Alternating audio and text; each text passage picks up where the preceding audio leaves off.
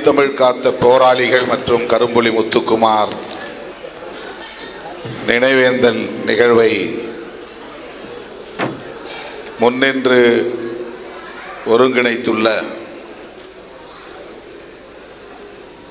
தொகுதி மாவட்ட செயலாளர் தம்பி சுபாஷ் சந்திரபோஸ் அவர்களே, முன்னிலை வகித்து சிறப்பித்துக் கொண்டிருக்கிற மண்டல செயலாளர் அன்பு செழியன் அவர்களே, மாவட்ட பொருளாளர் சதாசிவம் அவர்களே, செய்தி தொடர்பாளர் காந்தி என்கிற அம்பேத்கர் அவர்களே, மாவட்ட துணை செயலாளர்கள் விநாயகம் ஆனந்தன், கரிகால் வளவன், சண்முகம், மஞ்சு மற்றும் செயற்குழு உறுப்பினர் செந்தில்நாதன், மண்டல துணை செயலாளர் பெரம்பூர் ச ராஜி, வட்ட செயலாளர்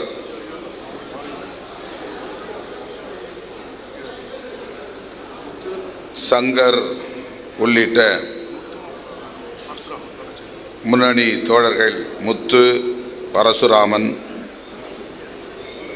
கூகா திவாகரன், புரட்சி ஸ்ரீதர், பூ சண்முகம், பட்டம் ஆனந்த், மு செல்வகுமார், பூபதி, அசோக்குமார் ஆகிய பாஸ்கர் உள்ளிட்ட முன்னணி தோழர்களே, நம்முடைய அழைப்பை ஏற்று நிகழ்வுக்கு வருகை தந்து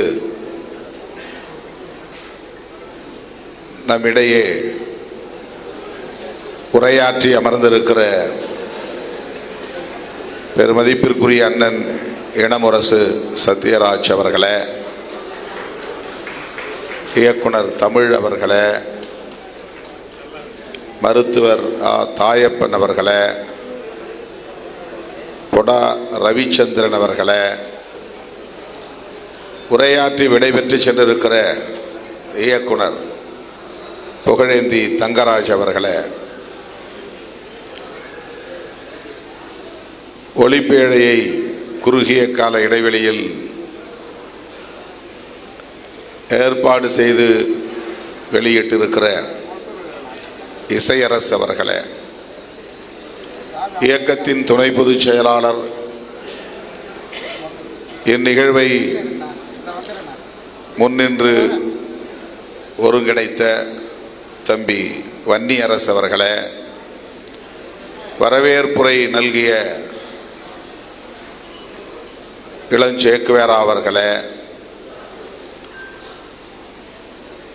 மாமன்ற உறுப்பினர் மேனாள் மாவட்ட செயலாளர் தம்பி அம்பேத் வளவன் அவர்களே,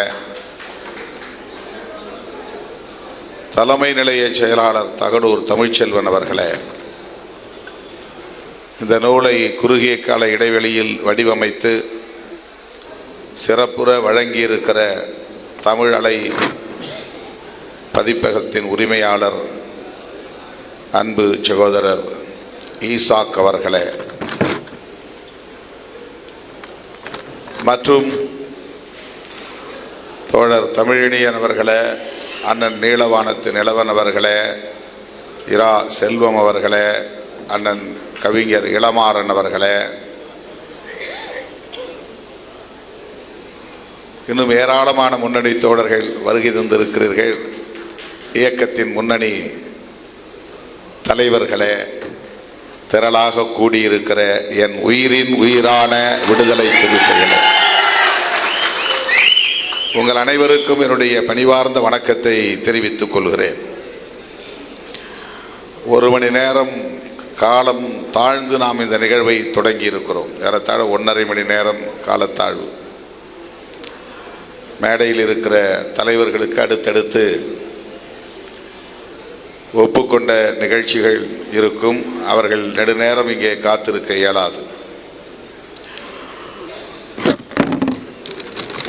முதல் முறையாக நாம் இந்த நிகழ்வை கொளத்தூர் பகுதியிலே ஒருங்கிணைத்திருக்கிறோம். வழக்கமாக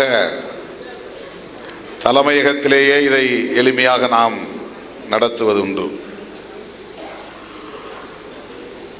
25 ஜனவரி 25 அன்று தாய் தமிழ் காத்த போராளிகளின் வீர வணக்க நிகழ்வை கொருக்குப்பேட்டை பகுதியிலே நடத்துவதாக நாம் ஏற்பாடு செய்து தவிர்க்க முடியாத நிலையில் அதை தள்ளி வைத்து அந்த நிகழ்வையும் இந்த நிகழ்வையும் ஒரே நிகழ்வாக ஒருங்கிணைக்கிறோம் என்கிற அடிப்படையில் இன்றைக்கு நாம் இங்கே கூடியிருக்கிறோம். ஆகவே முதலில் நடராசன், தாளமுத்து உள்ளிட்ட அன்னை தமிழை காப்பதற்காக தம் இன்னுயிர் நீத்த போராளிகளுக்கும் ஈழ விடுதலைக்காக தன்னை மாய்த்து கொண்ட தம்பி முத்துக்குமார் அவர்களுக்கும்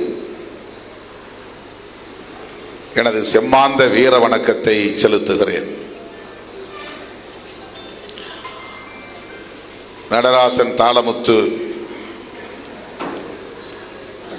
1938ஆம் ஆண்டு நடைபெற்ற முதல் இந்திய எதிர்ப்பு போரில் தன்னை தமிழுக்காக ஒப்படைத்துக் கொண்டவர்கள், உயிரை ஈகம் செய்தவர்கள். அந்த முதல் போர் தந்தை பெரியாரின் தலைமையில் நடந்த போர், அறப்போர். காவல்துறையினரால் சிறைப்படுத்தப்பட்ட அந்த போராளிகள் இருவரும் சிறையிலேயே அதிகார வர்க்கத்தின் ஒடுக்குமுறைக்கு உள்ளாகி உயிரிழந்தார்கள். முதலில் நடராசன் உயிரிழந்தார் ஜனவரி 15. பிறகு பிப்ரவரி மார்ச் 12ஆம் நாள் என்று கருதுகிறேன் தாளமுத்து உயிரிழந்தார். ஆகவேதான் அந்த பெயரை வரிசைப்படுத்தும் போது கூட நடராசன், தாளமுத்து என்று வரிசைப்படுத்த வேண்டும் என நாம் தொடர்ந்து வலியுறுத்தி வருகிறோம். அதில் வேறு எந்த உள்நோக்கமும் இல்லை. ஆனால் எப்படியோ அது தாளமுத்து நடராசன் என்று வரிசை மாறி அழைக்கப்படும் நிலை உருவாகி இருக்கிறது. அது ஒன்றும் பெரிய வரலாற்று பிழை இல்லை. ஆனாலும் கூட அதிலும் ஒரு முறை வேண்டும், திருத்தம் வேண்டும் என்று விரும்புகிறவர்கள் நாம். ஆகவே நடராசன், தாளமுத்து ஆகிய 2 போராளிகளும் அன்னை தமிழை காப்பதற்கான அறப்போராட்டத்தில் ஆட்சியாளர்களின் அடக்குமுறைகளுக்கு உள்ளாகி சிறை கொட்டடியிலேயே உயிரிழக்க நேர்ந்தது. அப்படி அவர்கள் உயிர் ஈகம் செய்ததன் விளைவாகத்தான் அப்போது நம் மீது திணிக்கப்படவிருந்த வடவர்களின் கலாச்சாரம் தடுத்து நிறுத்தப்பட்டது. இந்தி தடுக்கப்பட்டது என்பதை விட வட இந்தியர்களின் ஆதிக்கம் தகர்க்கப்பட்டது. அவர்களின் கலாச்சார திணிப்பு முறியடிக்கப்பட்டது.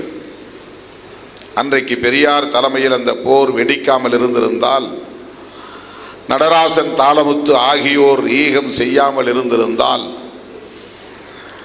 நாம் எல்லாம் பிறப்பதற்கு முன்பே நம்முடைய முன்னோர் தமிழ் பேசக்கூடியவர்களாக இருந்த முன்னோர் இந்தி பேசக்கூடியவர்களாக மாறியிருப்பார்கள். என்னை பெற்றவர்கள், உங்களை பெற்றவர்கள் எல்லோரும் பள்ளியில் இந்தியை கட்டாயமாக படித்திருப்பார்கள். பல தலைமுறைகளாக நாம் இந்தி பேசும் தலைமுறைகளாக மாறியிருப்போம்.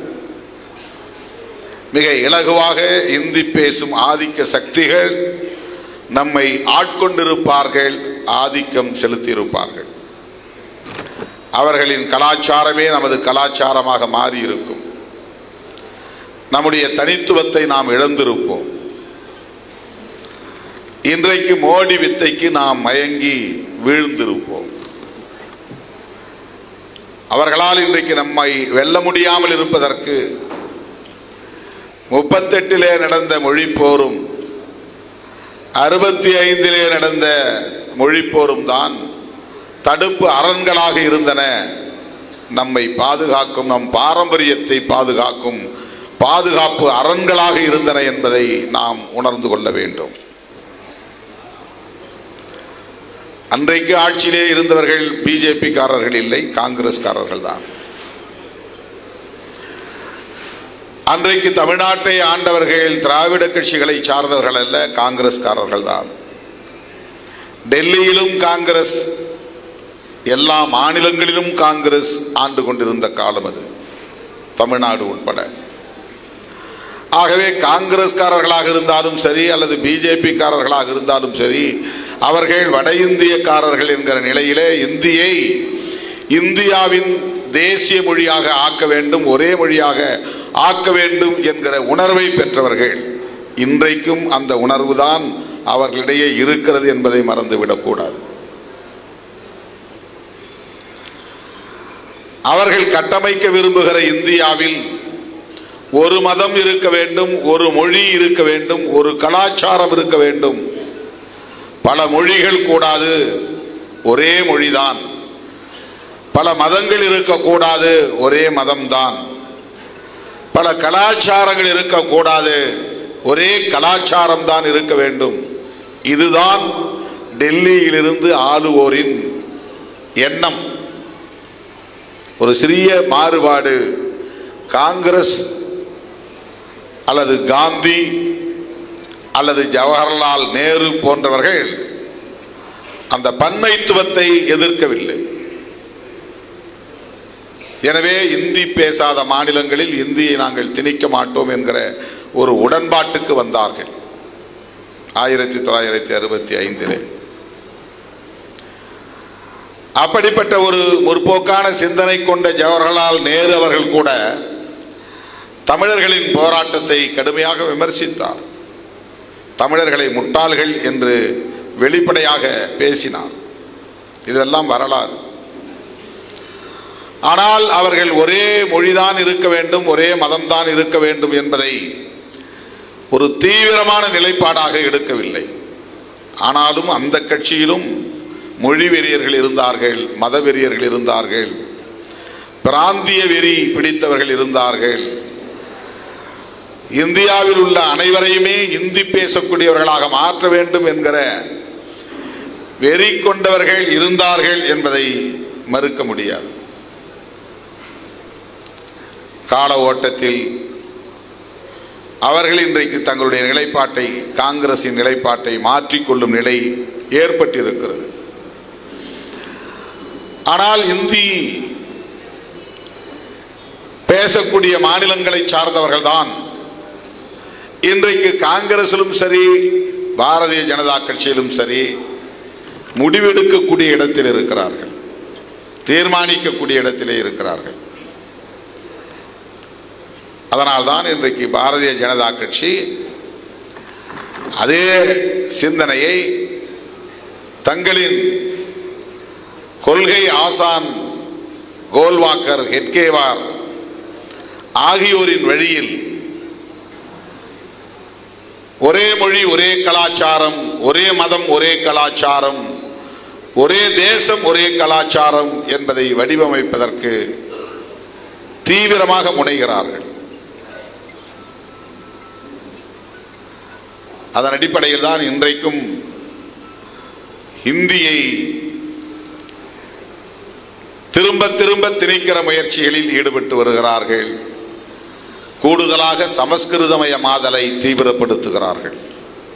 பேசுவதற்கு ஆளில்லாத மொழியாக இருந்தாலும் அந்த மொழியை மேலும் செம்மைப்படுத்துவதற்கு, உயிர்ப்புடன் இருக்க வைப்பதற்கு எல்லா முயற்சிகளையும் பாரதிய ஜனதாவை சார்ந்தவர்கள், RSS காரர்கள் மேற்கொண்டு வருகிறார்கள். இப்படியான ஒரு சூழலில் மொழி வழி தேசியத்தை அவர்களால் ஒருபோதும் ஏற்றுக்கொள்ள முடியாது. அது பிராந்தியவாதமாக வளரும், நாடு பிரிவினைக்கு இட்டு செல்லும் என்கிற கருத்தை கொண்டவர்கள்தான். மொழி வழி தேசியம் என்றால் தமிழ் தேசியம், மலையாள தேசியம், கன்னட தேசியம், தெலுங்கு தேசியம் என்று வளர்ந்துவிடக்கூடாது. அந்த கருத்து வலுப்பெற்றால் ஒவ்வொரு மாநிலமும் தனித்தனி நாடுகளாக சிதறுண்டு போகும். தாம் விரும்புகிற ஒரு இந்தியாவை காஷ்மீர் முதல் கன்னியாகுமரி வரையில், பஞ்சாப் முதல் மேற்கு வங்கம் வரையில் ஒரே இந்தியாவை, இந்தியா என்கிற ஒரு தேசத்தை கட்டமைக்க முடியாமல் போய்விடும் என்கிற அச்சம் அவர்களுக்கு இருக்கிறது. எனவே அடிப்படையில் அவர்களால் மொழி வழி தேசியத்தை ஏற்கவே முடியாது. அப்படி பார்க்கிற போது இலங்கையிலும் சரி, தமிழ் ஈழம் என்கிற தேசம் மொழி வழி தேசியத்தின் அடிப்படையில் உருவாவதை இந்திய ஆட்சியாளர்கள் ஒருபோதும் ஏற்றுக்கொள்ள மாட்டார்கள். மொழி வழி தேசியம் அடிப்படையில் தமிழ் ஈழம் உருவாகும் என்ற நிலை ஒரு வரலாறு ஏற்பட்டுவிட்டால் அது இந்தியாவை பெரும் தாக்கத்திற்கு உள்ளாக்கும். மொழிவழி தேசியம் என்பது வலுப்பெற்றுவிடும். தமிழ்நாடு தனிநாடாகும் நிலை உருவாகும். பிற மாநிலங்களும் அதையே பின்பற்றும் சூழல் உருவாகும். எனவே எந்த சூழலிலும் மொழி வழி அடிப்படையில் ஒரு தேசம் அண்டையில் உருவாவதை கூட இந்திய ஆட்சியாளர்கள் ஏற்றுக்கொள்ள மாட்டார்கள். இது நாம் உணர்ந்து கொள்ள வேண்டிய முடிவான ஒரு நிலைப்பாடு. ஒருபோதும் ஏற்றுக்கொள்ள மாட்டார்கள். எந்த நாளிலும் ஏற்றுக்கொள்ள மாட்டார்கள். தமிழீழம் உருவாவதை சிங்களவன் ஏற்றுக்கொள்ள மாட்டான் என்பது சரி. ஆனால் இந்திய ஆட்சியாளன் ஏற்றுக்கொள்ள மாட்டான். இதை உணர்ந்து நாம் செயல்பட வேண்டும். ஏற்றுக்கொள்ள மாட்டான் என்பதற்காக அதை விட்டுவிட வேண்டும் என்கிற பொருளில் சொல்லவில்லை. ஏற்றுக்கொள்ள மாட்டான் என்பதை முதலில் புரிந்து கொள்ள வேண்டும். சில பேர் இலை மலர்ந்தால் ஈழம் மலரும் என்று சொல்லுகிறார்கள். அது ஏமாற்று வேலை. காங்கிரஸை தூக்கி எறிந்து விட்டால், பிஜேபி ஆட்சிக்கு வந்து விட்டால் ஈழம் மலர்ந்துவிடும் என்ற நம்பிக்கையை இங்கே விதைத்தார்கள். அதுவும் அறியாமைதான், அது அல்லது ஏமாற்று வேலைதான்.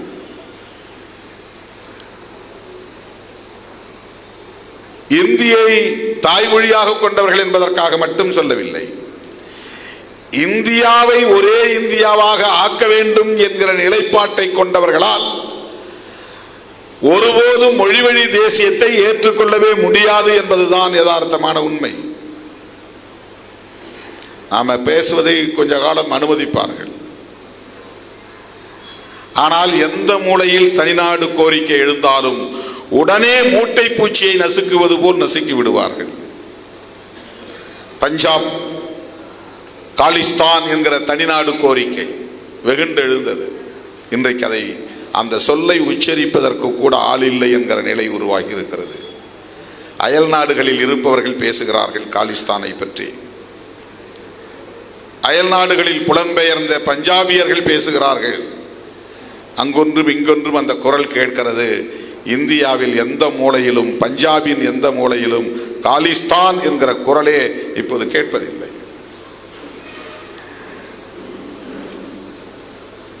அதே போல வடகிழக்கு மாகாணங்கள் தனிநாடு கோரிக்கைகளை முன்வைத்த பல நாடுகள், பல மாநிலங்கள் உண்டு. இன்றைக்கும் அப்படி பேசக்கூடியவர்கள் உண்டு. ஆனால் அது மிக கடினமான முறையிலே நசுக்கப்பட்டு விட்டது. அந்த குரல் ஒலிக்கவில்லை. இன்றைக்கும் 4000க்கும் மேற்பட்டவர்கள் ஆயுதம் தாங்கியவர்களாக ஆந்திர பிரதேச காடுகளில், அதை ஒட்டியுள்ள சத்தீஸ்கர், ஜார்க்கண்ட் போன்ற மலை பிரதேசங்களில் இந்திய தேசத்தை ஒரு தேசமாக எங்களால் ஏற்க முடியாது, இந்திய அரசமைப்பு சட்டத்தை எங்களால் ஏற்க முடியாது, இந்த நாடாளுமன்ற ஜனநாயகத்தின் மீது எங்களுக்கு நம்பிக்கை இல்லை, ஒரு ஆயுதம் தாங்கிய புரட்சியை நாங்கள் முன்னெடுப்போம் என்று சொல்லுகிறவர்கள் இன்னும் இருக்கிறார்கள். ஆனால் அதை மிக மோசமான முறையிலே நசுக்கும் நடவடிக்கைகளில் மோடி அரசு ஈடுபட்டு வருகிறது. இந்த பின்னணியோடு தான் ஈழ விடுதலை அரசியலை நாம் புரிந்து கொள்ள வேண்டும். இந்தியா என்பது ஒரு பேரரசு, வல்லரசு. அண்டை நாடுகளில் எத்தகைய ஆட்சியாளர்கள் இருக்க வேண்டும் என்பதிலே எப்போதும் கவனமாக இருக்கிற ஒரு அரசு. இலங்கை உட்பட அண்டை நாடுகளை உற்று கவனித்துக் கொண்டே இருக்கிற ஒரு அரசு. இந்து பெருங்கடல் உள்ளிட்ட இந்த கடல்வழி மார்க்கத்தில் யாருடைய நடமாட்டம் இருக்க வேண்டும் என்பதை கவனித்துக் கொண்டிருக்கிற, கண்காணித்துக் கொண்டிருக்கிற ஒரு அரசு. ஆகவே அந்த அரசு தமிழீழம் வெல்லுவதற்கு, தனிநாடு உருவாவதற்கு உடன்படுமா என்றால் காங்கிரஸ் ஆண்டாலும் உடன்படாது, பிஜேபி தொடர்ந்தாலும் உடன்படாது. இந்தியாவின் ஆதரவு இல்லாமல், இந்தியாவின் தயவு இல்லாமல் அந்த போராட்டத்தை நம்மால் அடுத்த அடியை எடுத்து வைக்க முடியுமா என்றாலும் முடியாது. இதுவும் கசப்பான உண்மைதான். இந்த கசப்பான உண்மைகளோடு தான் தம்பி முத்துக்குமாரின் ஈகத்தையும் நாம் புரிந்து கொள்ள வேண்டும். இந்த கசப்பான உண்மைகளோடு தான் முத்துக்குமார் இறந்தவுடன் அடுத்து தன்னை மாய்த்துக் கொண்ட போராளிகளின் ஈகங்களையும் நாம் புரிந்து கொள்ள வேண்டும். அதிலே நேரடியாக விடுதலை சிறுத்தைகள் கட்சியை சார்ந்த 3 தோழர்கள் தங்களை மாய்த்துக் கொண்டார்கள். நாம் உருவாக்கி வைத்த அந்த உணர்வு, நாம் பேசிய அந்த அரசியல், நாம் மூட்டிய அந்த விடுதலை நெருப்பு தமிழகத்தில் பற்றி பரவத் தொடங்கியது. எல்லா மேடைகளிலும் நான் பேசியிருக்கிறேன், மீண்டும் நினைவூட்டுகிறேன். வன்னியை சூழ்ந்து கொண்டது சிங்கள பௌத்த பேரினவாதத்தின் படை. அவர்களுக்கு துணை நிற்கிற இந்தியா, பாகிஸ்தான், அமெரிக்கா உள்ளிட்ட பல நாடுகளின் படை. அந்த ஒரு நாடு மட்டும் ஈழத்தை, புலிகளை சுற்றி சூழ்ந்து கொள்ளவில்லை. 22 நாடுகளின் இராணுவமும் இராணுவ வல்லுநர்களும் அங்கே களத்தில் நின்றார்கள். சிங்கள பௌத்த பேரினவாதிகளின் படை மட்டுமல்ல, இந்தியாவின் படையினரும் அங்கே இருந்தார்கள், பாகிஸ்தானின் படையினரும் அங்கே இருந்தார்கள், அமெரிக்காவின் படையினரும் அங்கே இருந்தார்கள்.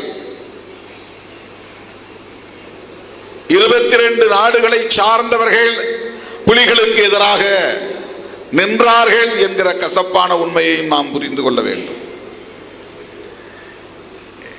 இந்தியா மட்டும்தான் சிங்களவர்களுக்கு துணை நின்றது என்ற பொருளில் பலர் பேசுகிறார்கள். தேர்தல் அரசியலில் எடுத்த முடிவை வைத்துக் கொண்டு நாமும் அதற்கு காரணமாக இருந்தோம் என்ற அவதூறுகளை பரப்புகிறார்கள். இது அரசியலை புரிந்து கொள்ளாத அற்பர்கள் வைக்கிற அவதூறுகள். இந்திய அரசே நினைத்தாலும் அந்த யுத்தத்தை ஒரு கட்டத்தில் நிறுத்த முடியாது என்கிற நிலைக்கு அது போய்விட்டது. உலக நாடுகள் ஒன்று சேர்ந்து அதனை ஒரு முடிவுக்கு கொண்டு வர வேண்டும் என்ற புரிதலோடு தான் களத்தில் நின்றார்கள். அதனால்தான் யுத்தம் முடிந்து பல மாதங்கள் வரையிலும் கூட ஐநாவின் பொதுச் செயலாளர் அங்கே பயணிக்க விரும்பவில்லை. பல மாதங்கள் கழித்து தான் போய்விட்டு வந்தார். இஸ்ரேல் மீது யுத்தம் நடக்கிறது என்றால் உடனே தலையிடுகிற ஐநா, ஈழத்தின் மீது, ஈழ பொதுமக்களின் மீது நிகழ்த்தப்படுகிற கொடூரமான அந்த யுத்தத்தை தடுத்து நிறுத்துவதற்கு ஐநா தலையிடாமல் இருந்ததற்கு என்ன காரணம் என்றால், ஐநா பேரவையின் ஒப்புதலோடும் மறைமுக ஒப்புதலோடும் அந்த யுத்தம் நடந்தது என்பதுதான். உலக நாடுகளே வேடிக்கை பார்த்தன. அதற்கு ஒரே காரணம்தான், ஒற்றை காரணம்தான், விடுதலை புலிகளை பயங்கரவாதிகள் என்று சித்தரித்து அதை நிலைப்படுத்தி விட்டார்கள். அங்கே நடந்த யுத்தம் விடுதலைக்கான யுத்தமாக கருதாமல் சில ஆயுதம் தாங்கிய குழுவினர் அரச நிர்வாகத்திற்கு எதிராக வன்முறை வெறியாட்டத்தில் பயங்கரவாத நடவடிக்கைகளில் ஈடுபடுகிறார்கள். அந்த பயங்கரவாத குழுவை நசுக்க வேண்டும் என்ற உலகளாவிய ஒரு கருத்தை உருவாக்கி அதை நிலைப்படுத்தி விட்டார்கள். அந்த நடவடிக்கை என்பது டெரரிசத்திற்கு எதிரான நடவடிக்கை, பயங்கரவாதத்திற்கு எதிரான நடவடிக்கை. அது ஒரு விடுதலை போராட்டத்திற்கு எதிரான நடவடிக்கை என்று அவர்கள் கருதவில்லை, சொல்லவில்லை, அப்படி ஒரு கருத்தை உருவாக்கவில்லை. இந்த அடிப்படையை நாம் புரிந்து கொள்ள வேண்டும். எல்டிடி என்றால் நம்முடைய பார்வையில் ஒரு தேசிய இன விடுதலை இயக்கம் என்பதாகும். மேதகு பிரபாகரன் என்றால் அவர் நம்முடைய அண்ணன், ஒரு விடுதலை போராட்டத்தை தலைமை தாங்குகிற ஒரு மகத்தான தலைவன் என்று நம்முடைய புரிதல், அது நம்முடைய புரிதல். ஆனால் உலகத்தின் பார்வையில் ஒரு பயங்கரவாத குழுவை வழிநடத்தக்கூடிய ஒரு நபர் என்று மட்டும்தான் அவர்கள் பார்த்தார்கள். தோழர்களே, இந்த பின்னணியோடு தான் நாம் தமிழீழ விடுதலை போராட்டத்தின் வரலாற்றை புரிந்து கொள்ள வேண்டும். உலகம் முழுவதும் பயங்கரவாத இயக்கத்திற்கு தடை என்கிற பெயரில் எல்டிடிக்கு எதிரான தடைகள் விதிக்கப்பட்டன. அந்த கொடியை பயன்படுத்தக்கூடாது, அந்த சின்னத்தை, லோகோவை பயன்படுத்தக்கூடாது, நிதி திரட்டி புலிகளுக்கு அனுப்பக்கூடாது என்கிற வகையிலே உலகம் தழுவிய அளவில் அமெரிக்க ஆதரவு நாடுகள் எல்லாம், இங்கிலாந்து உட்பட ஐரோப்பிய நாடுகள், கனடா போன்ற எல்லா நாடுகளும் புலிகளுக்கு எதிராக, தமிழீழ விடுதலைக்கு எதிராக ஒரு நிலைப்பாட்டை எடுத்து ஒன்று சேர்ந்து ஒருங்கிணைந்து அந்த யுத்தத்தை நடத்திய போது, வெளிப்படையாக பேசுகிறேன், ஒட்டுமொத்த தமிழ்நாடே பொங்கல் கொண்டாடி கொண்டிருந்தது திருமாவளவனை தவிர, விடுதலை சிறுத்தைகளை தவிர.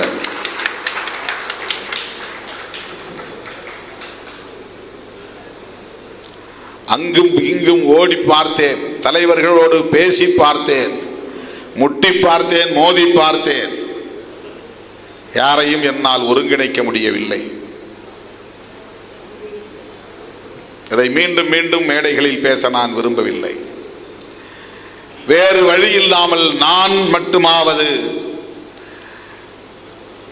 சாகும் வரை உண்ணாநிலை அறப்போராட்டத்தை மேற்கொள்ள போகிறேன் என்று நான் முடிவெடுத்து, கட்சி தோழர்கள் யாரிடத்திலும், முன்னணி தலைவர்கள் யாரிடத்திலும் கலந்து பேசாமல் அந்த முடிவை நான் மேற்கொண்டு இரவோடு இரவாக மறைமலை நகரை தேடி சென்று அங்கே உள்ள ஒரு பெரும் பரப்பில், ஒரு மைதானத்தில் ஒரு பந்தலை போட்டு நான் பொங்கல் நாளில் உண்ணாநிலை அறப்போராட்டத்தை தொடங்கினேன்.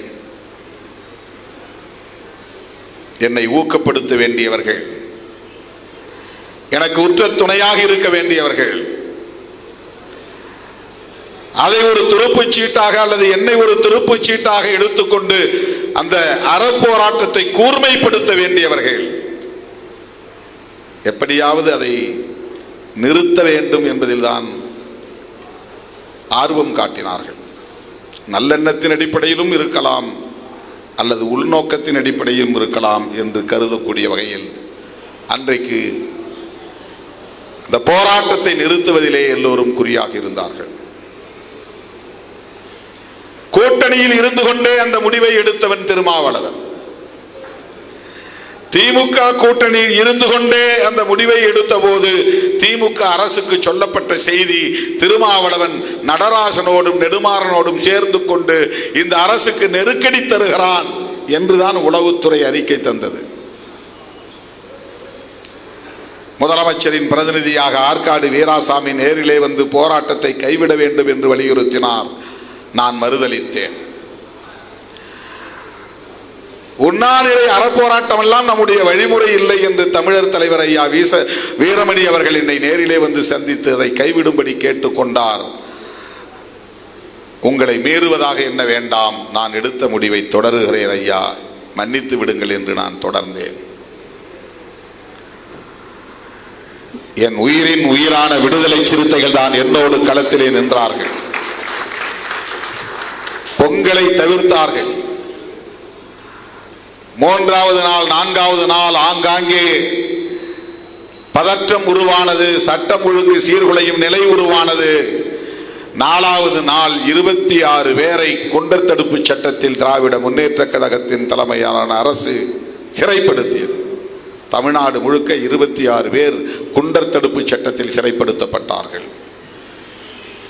சொல்லப்பட்ட செய்தி, திருமாவளவன் அன்றைக்கு திமுக அணியில் இல்லாமல் எதிர் முகாமிலே இருந்த தலைவர்களோடு இணைத்து பேசி இவன் ஆட்சிக்கு அரசுக்கு நெருக்கடி தருகிறான் என்றுதான் எனக்கு எதிரான தகவல் தரப்பட்டது. காங்கிரஸ் அன்றைக்கு எங்களுக்கு எதிரான கருத்துக்களை பேசியது. கூட்டணியில் இருந்து திருமாவளவனை வெளியேற்ற வேண்டும் என்று சட்டமன்றத்திலேயே வேலூர் ஞானசேகரன் பேசியது இன்றைக்கும் அவை குறிப்பிலே இருக்கிறது. நாங்கள் புல்லாரேட்டி அவனியூரில் நடத்திய கருத்துரிமை மீட்பு மாநாட்டை தடை செய்ய வேண்டும் என்று இந்த பிரச்சனையெல்லாம் முற்றுவதற்கு முன்னதாக விடுதலை சிறுத்தைகளுக்கு எதிராக காங்கிரஸ் அன்றைக்கு பேசியது. எந்த உள்நோக்கமும் இல்லாமல், யாருடைய தூண்டுதலுக்கும் ஆளாகாமல், நாணயத்தோடு நேர்மையோடு இந்த பிரச்சனையை கையில் எடுத்த இயக்கம் விடுதலை சிறுத்தைகள் கட்சி. நான் சென்னை பல்கலைக்கழகத்து மாணவனாக இருந்த காலத்தில் இருந்து 1983 இருந்து 2009 முள்ளிவாய்க்கால் இனக்கொலை நடக்கிற வரையில் ஈழ விடுதலைக்கான களத்தில் ஒரு தமிழன் என்கிற உணர்வோடு முழுமையாக என்னை ஒப்படைத்துக் கொண்டவன். எந்த எதிர்பார்ப்பும் எனக்கு கிடையாது. விடுதலை புலிகளின் மாணவர் இயக்கத்திலேயே என்னை உறுப்பினராக சேர்த்து கொண்டு அவர்களோடு பயணித்தவன் நான். சோல்ட் என்கிற அமைப்பு, SOLT, students organisation of liberation tigers, 5 ரூபாய் கட்டணம் செலுத்தி உறுப்பினராக என்னை பதிவு செய்து கொண்டேன். 21 வயது, அப்போது பெரியார் திடலில் ஈழ விடுதலைக்கு ஆதரவாக மாணவர் மாநாட்டை என் தலைமையில் நடத்தியவன்.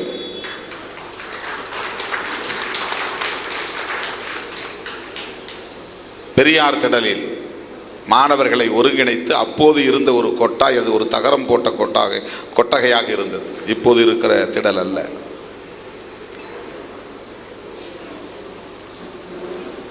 அந்த நாளில் இருந்து எனக்கு தெரிந்த வகையில் நான் கவிதைகளையும் ஈழத்தமிழர்களுக்காக நிறைய எழுதி மேடைகளில் பாடியிருக்கிறேன். ஒன்றையும் நான் தொகுத்து வைக்கவில்லை. விடுதலை புலி என்கிற பெயரிலேயே ஒரு கையெழுத்தேடு நடத்தி 3 மாதம்தான். அதன் பிறகு எனக்கு மஞ்சள் காமாலை வந்து அதை கைவிட நேர்ந்து விட்டது. அதிலே நிறைய கவிதைகளை நான் எழுதியிருக்கிறேன். கவிஞர் காசி ஆனந்தன் அவர்களிடத்திலே கொண்டு போய் காட்டி அவரை படிக்க செய்திருக்கிறேன். அவர் ஐயம்பெருமாள் முதலி தெருவிலே ராயப்பேட்டையிலே தங்கியிருந்த போது அவர் இல்லத்திற்கு அடிக்கடி செல்லுகிற ஒரு மாணவனாக நான் இருந்திருக்கிறேன். ஈழத்திற்கே செல்ல வேண்டும் என்று சட்டக்கல்லூரி மாணவனாக இருந்தபோது 5 பேரை தயார்படுத்திக் கொண்டு நான் ஒருவர் மூலமாக அந்த ஏற்பாட்டை செய்த காலத்தில் அது நிறைவேறாமல் போய்விட்டது. எங்களை வர சொன்னவர் வராமல் போய்விட்டார், அல்லது அவர் வேறொரு வேலையை எங்களுக்கு கொடுத்த போது அதை நாங்கள் செய்ய விரும்பாமல் தவிர்த்து விட்டோம்.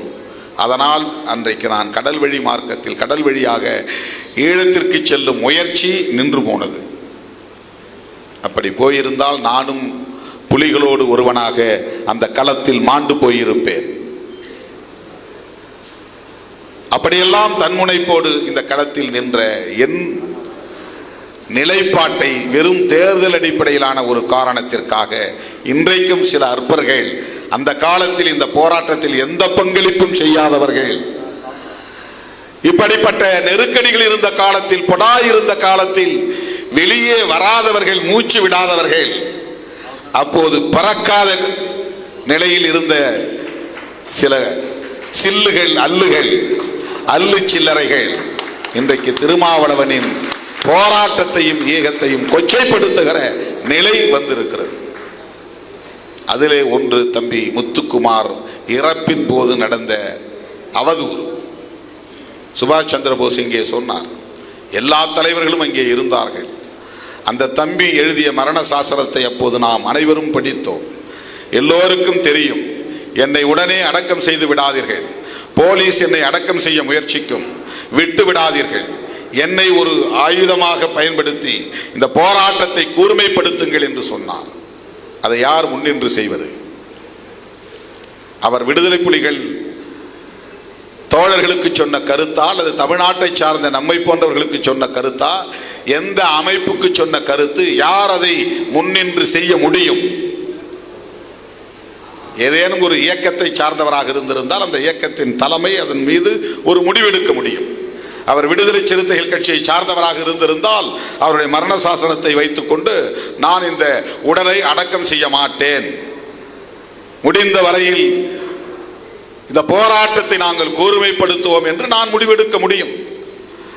நான் முடிவெடுத்தால் அது ஏற்கப்படும் நிலையில் இருக்கும். ஆனால் அவர் எந்த இயக்கத்தையும் சாராதவர்.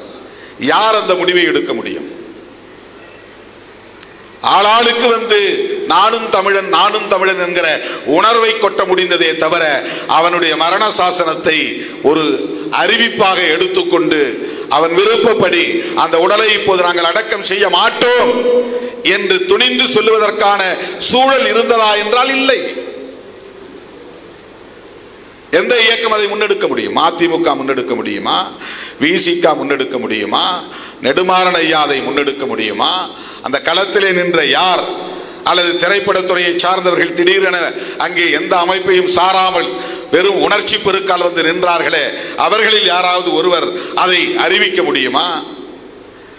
அல்லது எல்லா இயக்கங்களும் ஒன்று சேர்ந்து ஒரு கூட்டமைப்பாக இருந்து நாம் எல்லோரும் சேர்ந்து அந்த முடிவெடுப்போம் என்கிற நிலை அந்த சூழலில் இருந்ததா? யார் சொல்லுவதை யார் கேட்பார்? நெடுமாறன் ஐயா சொல்லிவிட்டார் என்றால் எல்லோரும் கேட்போம் என்கிற நிலை இருந்ததா? நடராசன் எடுக்கிற முடிவை எல்லோரும் கேட்போம் என்கிற சூழல் இருந்ததா? திருமாவளவன் சொல்லுவதை அவ்வளவு இலகுவாக இந்த சமூகம் உடனே ஏற்றுக்கொள்ளுமா? ஒரு தலைவராக ஏற்பதற்கு இன்னும் தயங்குகிற சமூகம். மருத்துவர் ராமதாஸ் அவர்களும் நானும் சேர்ந்து தமிழ் பாதுகாப்பு இயக்கத்தை நடத்தினோம். தேர்தல் காரணத்தால் அவரும் நானும் பிரியும் நிலை ஏற்பட்டது. பிரிந்த போது தமிழ் உணர்வாளர்களும் தமிழ் அறிஞர்களும் யார் பின்னால் போனார்கள்? உடனே மருத்துவர் ராமதாஸ் அவர்களோடு போய்விட்டார்கள். யாரும் திருமாவளவன் பின்னால் வரவில்லை. எது தடுத்தது? ஏன் திருமாவளவன் பின்னால் அவர்களால் வர முடியவில்லை?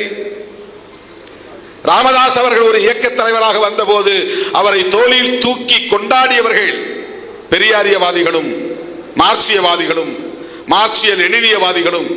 திமுகவுக்கும் அதிமுகவுக்கும் மாற்றாக ஒரு தலைவர் வந்துவிட்டார், ஒரு புதிய ஆட்சி மாற்றத்தை நாம் ஏற்படுத்த போகிறோம், இனி திமுக வேண்டாம் அதிமுக வேண்டாம் என்று அவரை தூக்கி தோளில் தூக்கி கொண்டாடியவர்கள் யாராவது திருமாவளவன் எமர்ஜாய் வந்த காலத்தில் பக்கத்தில் வந்து யாராவது ஆறுதல் சொல்லி இருப்பார்களா? ஆதரவு தெரிவித்திருப்பார்களா?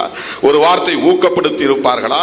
இந்த எளிய மக்களை அமைப்பாக்குகிற முயற்சியில் இவ்வளவு கடினமான போராட்டத்தை முன்னெடுக்கிற திருமாவளவனுக்கு யாராவது துணை நின்றிருப்பார்களா?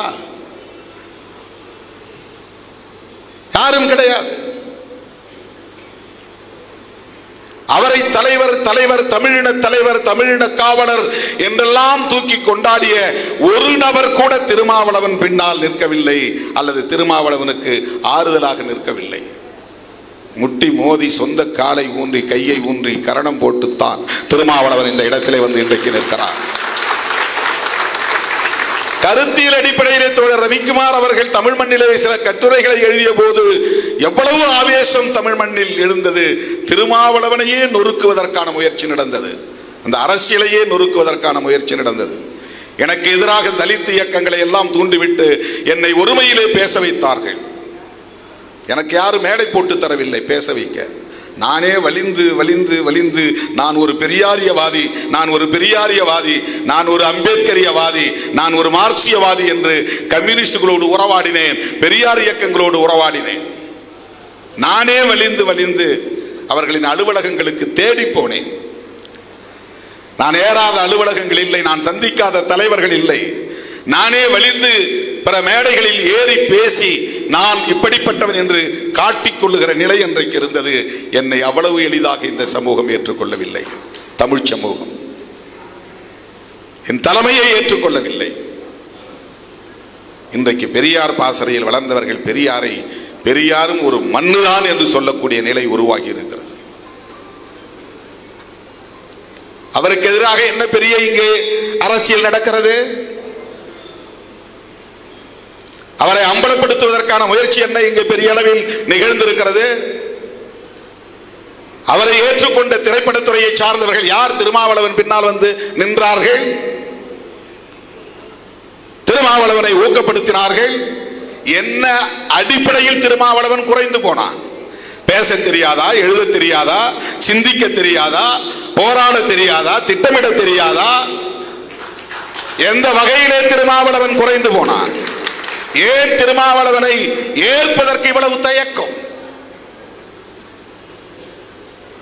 இது ஒரு புறம், அதை நான் பொருட்படுத்தவில்லை, அது வேறு. அப்படிப்பட்ட நிலையில் முத்துக்குமாருடைய உடலை இங்கே வையுங்கள், அவர் என் தம்பி, பிரபாகரனிடத்திலும் திருமாவளவனிடத்திலும் இதை சொல்லுங்கள் என்று சொன்னவன், அவன் மரண சாசனப்படி இந்த உடல் இங்கேயே இருக்கட்டும், கொளத்தூரிலேயே கிடக்கட்டும் என்று நான் சொன்னால் அதை ஏற்றுக்கொள்ளும் நிலை அன்றைக்கு உண்டா? இல்லை. அவன் உடலை எடுத்துக்கொண்டார்கள். ஊர்வலம் புறப்பட்டு விட்டது.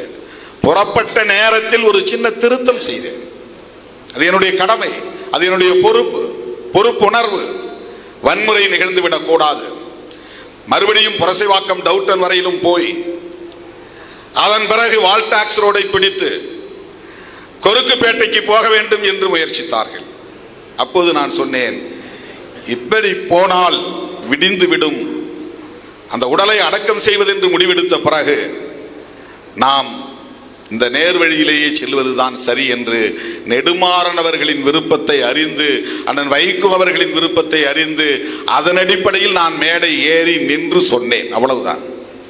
உடனே திருமாவளவனை விட தீவிரமான தமிழ் பற்று உள்ள,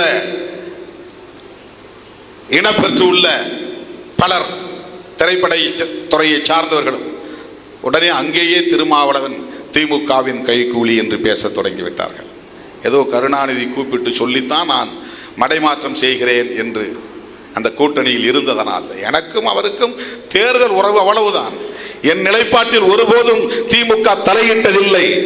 எல்லா மேடைகளிலும் அண்ணன் பிரபாகரனை நான் பேசியிருக்கிறேன், விடுதலை புலிகளை ஆதரித்து பேசியிருக்கிறேன். என்னை ஒருபோதும் திமுக தடுத்ததில்லை. அது வேறு, அது தேர்தல் உறவு. ஆனால் விடுதலை சிறுத்தைகளின் கருத்தியல் சார்ந்த எந்த நிலைப்பாட்டிலும் திமுகவோ திமுக தலைமையோ இந்த நாள் வரை எப்போதுமே தலையிட்டதில்லை.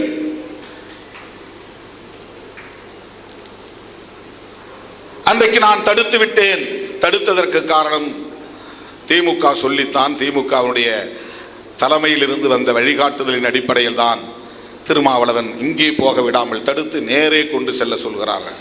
அன்றைக்கு அந்த இடத்தில் இருந்த ஐயா நெடுமாறன் அவர்களுக்கு தெரியும். அவங்களே ஏன் இப்படிலாம் இழுத்துட்டு போகிறாங்க, இங்கெல்லாம் போனால் ரொம்ப லேட் ஆகும், வேண்டாம், அடக்கம் செய்யறது முடிவு ஆகிப்போச்சு, நேராக போனாலே நள்ளிரவை தாண்டும். அவ்வளவு நெருக்கடியான ஒரு சூழல். ஒன்று உடலை அடக்கம் செய்ய மாட்டோம் என்று நிலைப்பாட்டை எடுத்திருந்தால் நாம் ஏன் அதில் தலையிட போகிறோம்? நாமும் சேர்ந்து உட்கார்ந்திருப்போம்.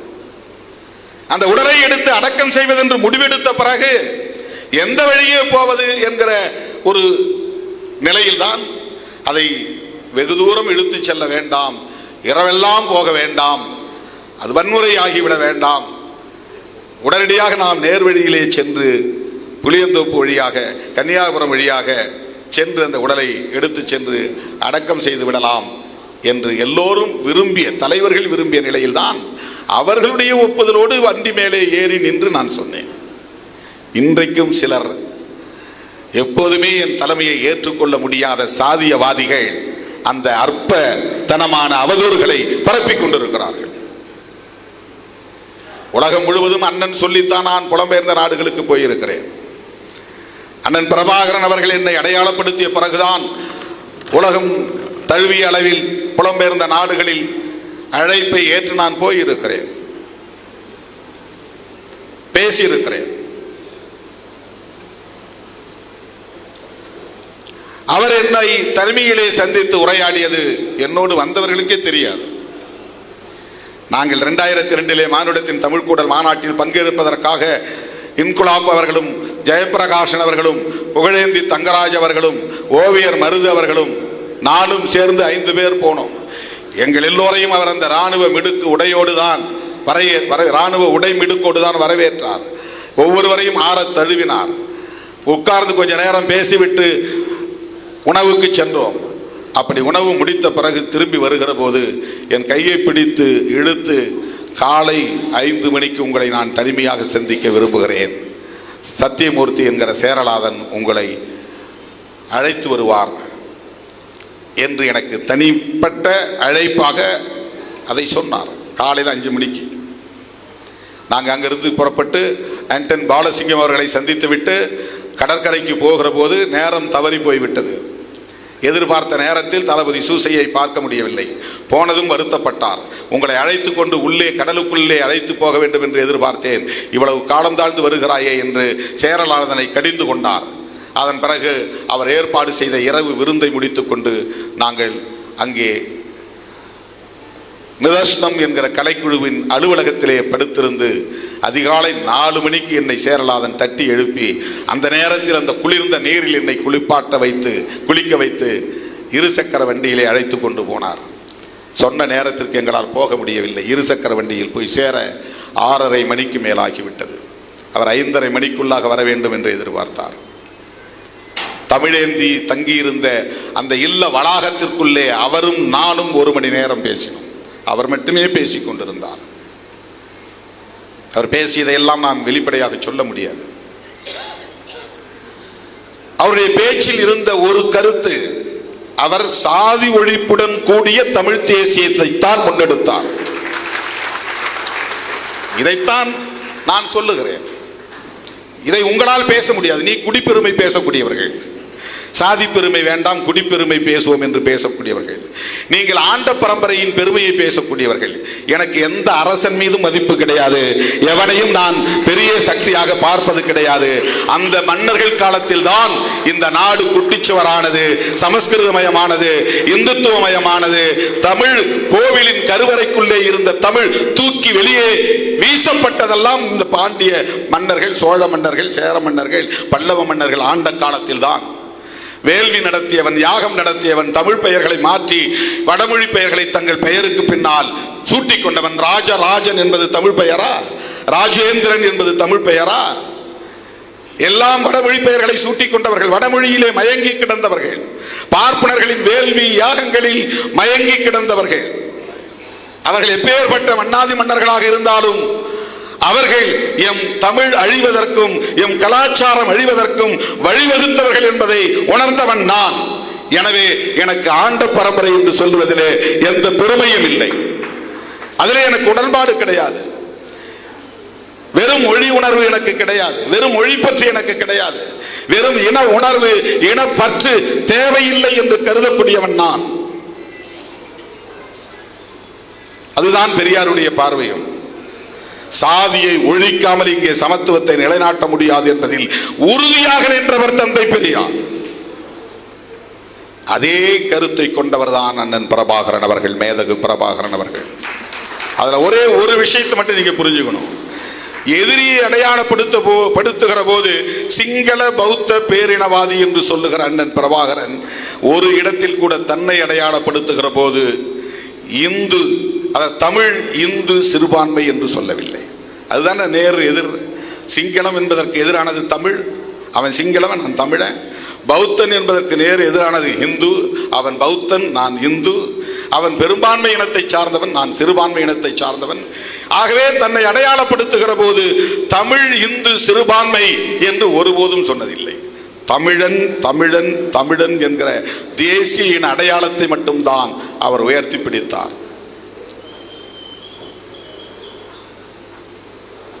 அவரை இந்த அடிப்படையில் தான் நாம் புரிந்து கொள்ள வேண்டும். மத உணர்வுக்கு அப்பாற்பட்டவர், மத அடையாளத்திற்கு அப்பாற்பட்டவர், இந்து என்கிற மத அடையாளத்தை தவிர்க்கக்கூடியவன் சாதி ஒழிப்பில் உறுதியாக இருக்கிறவன் என்று பொருள். சாதி ஒழிப்புடன் கூடிய தமிழ் ஈழம் அங்கே மலர வேண்டும் என்பதில் உறுதியாக இருந்தவர் அண்ணன் பிரபாகரன். இந்த அடிப்படையில் அண்ணன் பிரபாகரனை ஒருவனால் புரிந்து கொள்ள முடியவில்லை என்றால் அவனால் எந்த காலத்திலும் அவர் கனவை நனவாக்க முடியாது. அவர் விரும்பிய ஈழத்தை வென்றெடுக்க முடியாது. விடுதலை சிறுத்தைகள் இப்படி கருத்தியல் அடிப்படையில் தான் ஈழ விடுதலையையும் அணுகுகிறோம். தம்பி முத்துக்குமாரின் ஈகத்தையும் அப்படித்தான் நாங்கள் பார்க்கிறோம். முத்துக்குமாருடைய சாசனத்தை படித்து பார்க்கிற போது அவன் வெறும் மொழி உணர்வு, இன உணர்வால் பாதிக்கப்பட்டவன் என்று, அந்த தாக்கத்திற்கு ஆளானவன் என்று முடிவுக்கு வர முடியாது.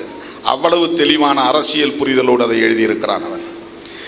இந்திய அரசின் தலையீடு எப்படி ஒரு தேசிய இனத்தின் இறையாண்மை மீது தாக்குதலை நடத்துகிறது என்கிற புரிதல் அவனுக்கு இருக்கிறது. அதுதான் முக்கியமானது. தமிழர் இறையாண்மையை பற்றிய புரிதல் அவனுக்கு இருக்கிறது. தேசிய இன விடுதலை அரசியலை பற்றிய புரிதல் அவனுக்கு இருக்கிறது. அப்படி இல்லாமல் வெறும் மொழி உணர்வால், இன உணர்வால் ஒரு தேசத்தை வென்றெடுத்து விட முடியாது. அப்படி ஒரு நாடு விடுதலை அடைந்து விட முடியாது. இந்த இறையாண்மை குறித்த பார்வை தம்பி முத்துக்குமாருக்கு இருந்தது. நான் அடிக்கடி நினைத்து பார்ப்பேன். எனக்குள்ளே ஒரு குற்ற உணர்வு. அந்த 4 நாள் போராட்டத்தின் போது மறைமலை நகரிலே அவன் உடனிருந்தான் என்பதை பிறகுதான் நான் தெரிந்து கொண்டேன். வன்னியரசு அந்த தம்பியை உங்களுக்கு தெரியவில்லையா, அடிக்கடி வந்து பார்ப்பார், 4 நாட்களும் உங்களோடு தான் இருந்தார் என்று சொன்னபோதுதான் எனக்கு தெரியும். ஒருவேளை அந்த போராட்டம் 5வது நாள், 6வது நாள், 7வது நாள் என்று தொடர்ந்திருந்தால் அந்த தம்பி நம்மோடு களத்தில் இருந்திருப்பார், உயிரோடு இருந்திருப்பார்.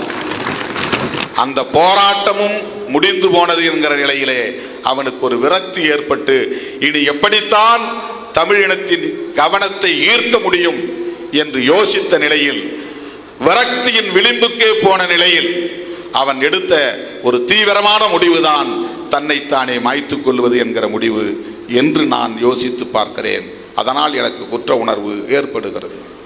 தோழர்களே, தம்பி முத்துக்குமாரின் ஈகம் உணர்ச்சி வயப்பட்ட ஒன்றல்ல, அறிவுபூர்வமானது,